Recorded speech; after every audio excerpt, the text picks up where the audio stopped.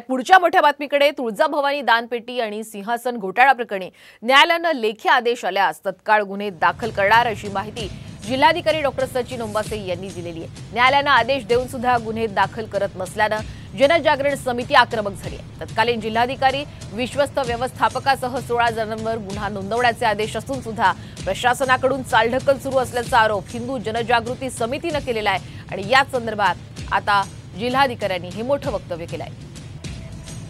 करायचे त्यांनी आम्हाला जो तोंडी माहिती दिली त्याच्यामध्ये मोस्टली आपल्याला जो सीआयडी डिपार्टमेंट आहे त्यांना सूचना दिलेल्या आहेत। तो आमच्या स्तरावर काय कारवाई करायची काय तर आम्ही रायटिंगमध्ये सुद्धा त्यांना दिलेलं आहे।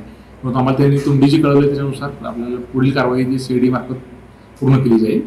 त्या मंदिराचे अध्यक्ष जे जिल्हाधिकारी असतात ते दोषी कसे नाहीयेत अशाही प्रकारचा प्रश्न या ठिकाणी आहे।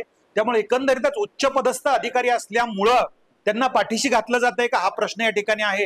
हिंदू जनजागृती समितीच्या माध्यमातून ज्या 16 लोकांना उच्च न्यायालयाने दोषी ठरवलेले, जर तत्काळ यांच्यावरती गुन्हे दाखल झाले नाहीत तर आम्ही अवमान याचिका दाखल करणार आहोत। त्याचबरोबर अगदी मंत्रालयासमोर बसून आंदोलन करावं लागलं तरी आंदोलन